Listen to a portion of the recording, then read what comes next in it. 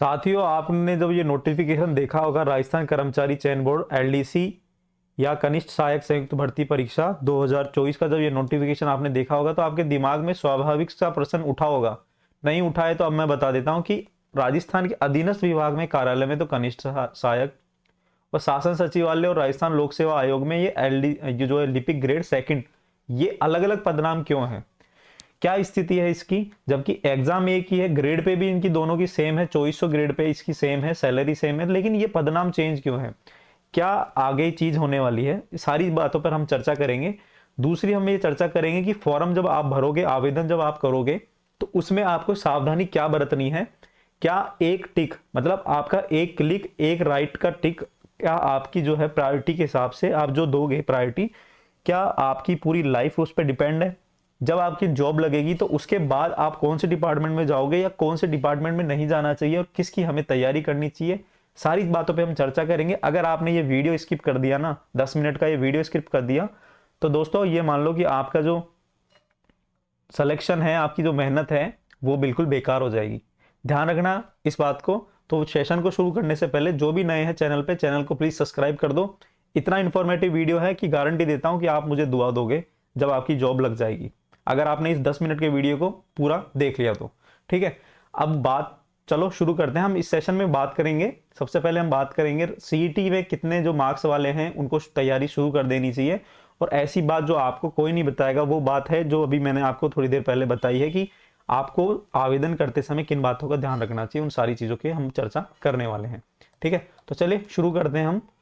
और शुरू करने से पहले बात ऐसी है कि चैनल को प्लीज सब्सक्राइब कर दो। आप वीडियो देख लेते हो, सब्सक्राइब नहीं करते हो, वीडियो को लाइक नहीं करते हो, तो प्लीज सब्सक्राइब कर दो। मेरे को तो मोटिवेशन मिलता है।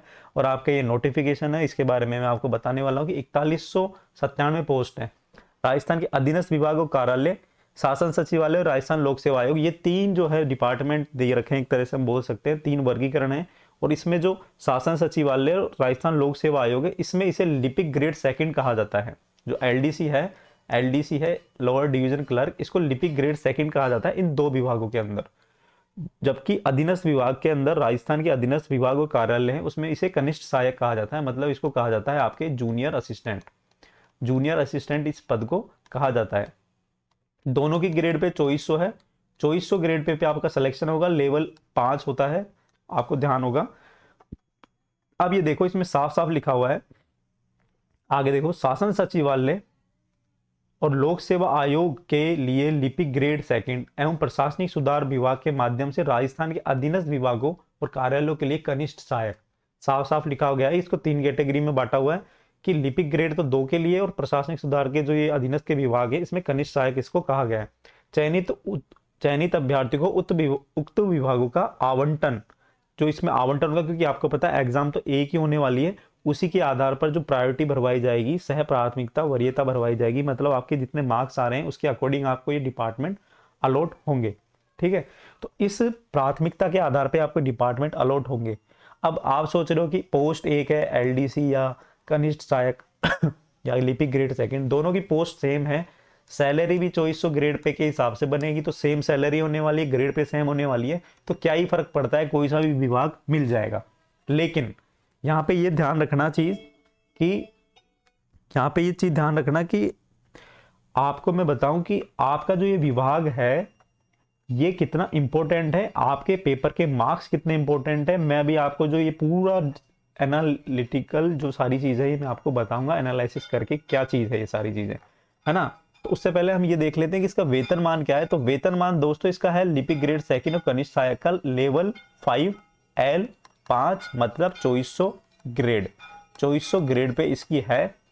एलडीसी की बात कर ले, हम उसकी बात कर ले ना, 2400 ग्रेड है। और ये मिलेगी 2400 ग्रेड आपको 2 साल बाद, जब परिवीक्षाधीन प्रशिक्षु ट्रेनी, मतलब आपका प्रोविजन पीरियड खत्म होगा, 2 साल का जो प्रोविजन पीरियड होता है 2 वर्ष का, उसके बाद से आपको जो है 2400 ग्रेड पे के आधार पर सैलरी मिलना शुरू हो जाएगी। 2 वर्ष तक आपको मिलेंगे 13,000, वैसे तो 14,600 है, पहले एनपीएस कटता था तो 13,140 रुपए कुछ मिलते थे, लेकिन अभी एनपीएस तो अभी वर्तमान में तो नहीं कट रहा, तो 14,600 आपको मिलेंगे। ठीक है, अब देखो ये 2 साल का वेतन है 14,600 पर महीने के हिसाब से। अब देखो चर्चा हम करते हैं जो हमारी मेन बात है। देखो आरपीएससी शासन सचिवालय के हिसाब से हम बात करें तो आरपीएससी शासन सचिवालय के हिसाब से हम बात करें तो देखो कि आप इस पोस्ट पे सेलेक्ट होंगे एलडीसी ग्रेड सेकंड और कनिष्ठ सहायक, अधीनस्थ विभाग में कनिष्ठ सहायक और आरपीएससी और शासन सचिवालय में इसे एलडीसी मतलब लिपिक ग्रेड सेकंड कहा जाता है। तो ये है इसकी ग्रेड 2400। कितनी है दोस्तों ग्रेड? इसकी है ग्रेड 2400। ठीक है, इसकी भी सेम यहाँ पे 2400 है। लेकिन जब आपका प्रमोशन होगा लिपिक ग्रेड फर्स्ट पर या वरिष्ठ सहायक, इसको बोलते हैं जूनियर असिस्टेंट और इसको बोलते हैं सीनियर असिस्टेंट, जब आपका इस पे जो है सिलेक्शन होगा, इस सिलेक्शन के आधार पर हम बात करें तो आपकी ग्रेड हो जाएगी दोस्तों 2800 और वरिष्ठ सहायक की हो जाएगी भी 2800। ठीक है, यहां तक सेम है, कोई दिक्कत नहीं है। लेकिन अब देखो ये दोनों चीजें सेम है। अब आपका जो आगे जो प्रमोशन होने वाला है वो प्रमोशन होने वाला है, अगर आप आरपीएससी शासन सचिवालय में लगते हैं तो आपका होगा सहायक अनुभागा अधिकारी मतलब एएसओ, असिस्टेंट सेक्शन ऑफिसर। इसकी ग्रेड कितनी है? 3600 नहीं। और यहां पर सहायक प्रशासनिक अधिकारी की ग्रेड है 3600 नहीं। देखो दोस्तों, जब लिपिक ग्रेड फर्स्ट का जो है प्रमोशन होता है तो वो बनता है सहायक अनुभागा अधिकारी, है ना। और यहाँ पे देखो वरिष्ठ सहायक का जब प्रमोशन होता है वो होता है सहायक प्रशासनिक अधिकारी, जिसकी ग्रेड होती है 3600। और सहायक प्रशासनिक अधिकारी ये कहलाता है अधीनस्थ विभाग में। और यहाँ पर देखो लिपिक ग्रेड फर्स्ट का जब जो प्रमोशन होता है वो कहलाता है सहायक अनुभागा अधिकारी मतलब असिस्टेंट सेक्शन ऑफिसर। इसकी ग्रेड होती है 3600 नहीं, सेम नहीं होती दोनों की। इसकी जगह 3600 की जगह, ये मैंने आपको समझाने के लिए लिखा था यहाँ पे 3600, लेकिन यहाँ पर आप देखो कितना विरोधाभास है। इसकी होती है 4200 ग्रेड, इसकी कितनी होती है? 4200 ग्रेड। तो ये 3600 नहीं होती, इसकी होती है 4200 और यहाँ होती है 3600। फिर 4200 मतलब ये 3600 का स्लेब है ही नहीं शासन सचिवालय और आरपीएससी के अंदर। इसके बाद इस सहायक अनुभागा अधिकारी का प्रमोशन होता है अनुभागा अधिकारी के ऊपर, सेक्शन ऑफिसर के ऊपर, इनका होती है ग्रेड 4800। और यहाँ पर अतिरिक्त प्रशासनिक अधिकारी, देखो प्रमोशन वही, इसके चौथा प्रमोशन है और यहीं पे भी चौथा प्रमोशन है। यहाँ पे 4800 पे पहुंच रहा है और यहाँ पे केवल 4200 पे पहुंच रहा है। ठीक है, उसके बाद ये अनुभागा अधिकारी बनता है सहायक शासन सचिव, है ना, सहायक शासन सचिव बनता है, इसकी ग्रेड होती है 6600। देखो कितना डिफरेंस है। और प्रशासनिक अधिकारी यहाँ पे बनता है और इसकी है 4800।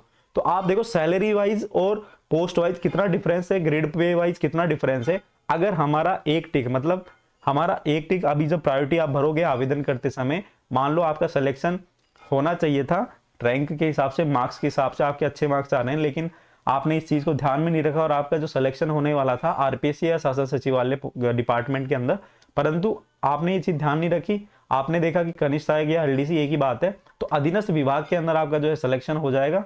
और फिर वहां पे आपको जो आगे भविष्य में जब प्रमोशन मिलेंगे, जो भी पदलाभ मिलेंगे, वहां पर आपको जो समस्या होने वाली है। अब सहायक शासन सचिव 6600, ये 6600 दोस्तों सीनियर आरएस की जो है ग्रेड पे होती है। शासन उप सचिव की 7600 ग्रेड और वरिष्ठ शासन उप सचिव, है ना, डिप्टी जो सेक्रेटरी होता है, उसकी है 8700 ग्रेड पे दोस्तों। 8700 ग्रेड पे लगभग आईएएस की होती है, मैं बताऊं आपको, आईएएस जो होते हैं उनकी 8700 ग्रेड पे होती है। तो इतना डिफरेंस आ रहा है यहाँ पर। और यहाँ पे जो हाईएस्ट जो ग्रेड पे प्रमोशन हो रहा है वो है 5400 ग्रेड पे, जो कि आरएस की होती है।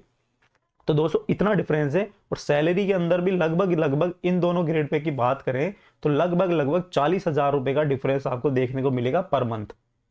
ठीक है, अगर हम वरिष्ठ शासन उप सचिव इसकी हायर जो है पोस्ट की बात करें और संस्थापन अधिकारी इसकी बात करें तो लगभग 41,000 रुपए का आपको जो है सैलरी में पर मंथ अंतर देखने को मिलेगा। इसलिए जब भी फॉर्म भरो तो फॉर्म में ध्यान रखना कि आपको जो प्रायोरिटी पे आरपीएससी शासन सचिवालय रखना है। अच्छा, दूसरी और चीज मैं आपको बताऊं कि शासन सचिवालय और आरपीएससी में जो लोग सेलेक्ट होंगे ना, तो उनको दो ही जगह पोस्टिंग मिलेगी। जो आरपीएससी में जो सेलेक्ट होगा, जो आरपीएससी के अंदर जो सेलेक्ट होगा, उनको मिलेगी अजमेर, तो ताउम्र पूरी जिंदगी भर उनको अजमेर ही पोस्टिंग मिलेगी। और जो शासन सचिवालय है, शासन सचिवालय के अंदर जो मिलेगी पोस्टिंग, वो उनको मिलेगी दोस्तों जयपुर में। तो जयपुर में जो सेक्रेटरीट है, सेक्रेटरीट सर्विस से, और सेक्रेटरीट में जयपुर में तामुर आप जयपुर रह सकते हो, कहीं ट्रांसफर नहीं होगा, सेक्शन टू सेक्शन चेंज होगा, लेकिन जयपुर को छोड़ के आपको बाहर नहीं भेजेंगे। ठीक है, और यहाँ पर क्या है कि यहाँ पर आपको एक जिले से उठा के दूसरे जिले में भी पटक दिया जाएगा, ये नहीं कहना चाहिए, लेकिन यह है कि एक जिले से दूसरे जिले में आपका ट्रांसफर हो जाएगा। तो यहाँ पर देखो, तो नौकरी आपको इसमें सेलेक्ट होना है या इसमें सेलेक्ट होना है, ये आपके हाथ में, कि आपको जो है मार्क्स एग्जाम के अंदर अच्छे लाने हैं, और जो फॉर्म भरते समय ये वाली गलती नहीं करनी है। आपको केवल आपको ये ध्यान रखना है कि प्रायोरिटी हमें शासन सचिवालय और आरपीएससी पे देना है। अब इसके अंदर अधीनस्थ आरपीएससी और शासन सचिवालय के अंदर तो ये दो डिपार्टमेंट आ गए। अधीनस्थ में कौन कौन से आ गए ये भी मैं आपको थोड़ा सा बता दूं। जैसे हम बात करें आबकारी, थोड़े से देख लेते हैं। आबकारी विभाग, अब आबकारी देखने में तो आपको अच्छा लग रहा है, लेकिन यहाँ पे थोड़ी दिक्कत है। आबकारी हो गया, कलेक्ट्रेट सर्विस हो गई, जैसे कलेक्ट्रेट में जो लगते हैं ना वहाँ पर, है ना, कोई से भी जिले के कलेक्ट्रेट में जो एलडीसी लगते हैं वो कलेक्ट्रेट में आते हैं। उसके बाद हम बात करें कि वाणिज्य कर विभाग, वाणिज्य कर विभाग, है ना, मेडिकल डिपार्टमेंट, मेडिकल हो गया, या हम बात करें आपके एजुकेशन डिपार्टमेंट, स्कूलों में जो एलडीसी या यूडीसी लगते हैं उनकी बात कर रहे हैं। तो ये सारी जो है आपको मैं सूचना देने आया था, और ये सूचना इतनी इन्फॉर्मेटिव है दोस्तों, अगर आपने ये ध्यान में नहीं दिया ना, ये चीज़ों को, इन चीज़ों को ध्यान में रखना, तो आपको बहुत ज़्यादा बेनिफिट होगा भविष्य में। अगर नहीं दिया तो आपको नुकसान होगा, और ये नुकसान कितना होगा, ये सारी चीज़ें आपके मैंने बता दी है।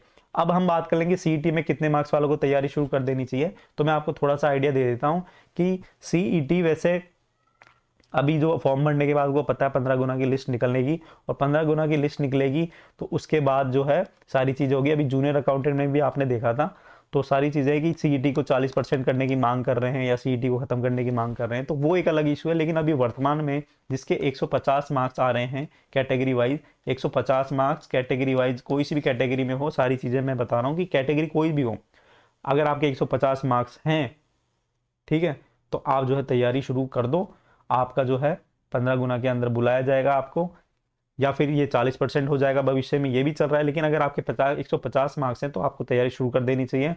दूसरा क्या है कि सबसे पहले आपको तैयारी, राजस्थान का जो जीके है, राजस्थान का जो जीके है, आर्ट एंड कल्चर है, राजस्थान की जो जीके के अंदर पॉलिटी है ना, आर्ट एंड कल्चर हो गया, हिस्ट्री हो गया, पॉलिटी हो गया, जियोग्राफी हो गया, है ना, तो ये तीनों सब्जेक्ट आपको कंप्लीट करने हैं सबसे पहले, क्योंकि ये सारी चीज़ें आपके आरएस में भी आएगी, एसआई में भी आएगी। तो आप ये मत सोचना कि मेरा 15 गुना में सिलेक्शन नहीं हुआ तो मैं जो है फिर क्यों तैयारी करूं। तो दोस्तों 15 गुना में हो या नहीं हो, अगर आपके राजस्थान में 2024 के अंदर अगर आपको जॉब चाहिए ना, तो आपको जो है ये सारी चीज़ों को ध्यान में रखना पड़ेगा, और आपको जो है तैयारी करनी पड़ेगी। और राजस्थान का जीके, पॉलिटी और ज्योग्राफी ये तो हर एग्जाम में पूछा जाता है, तो ऐसा नहीं है कि आपकी तैयारी वेस्ट हो जाएगी।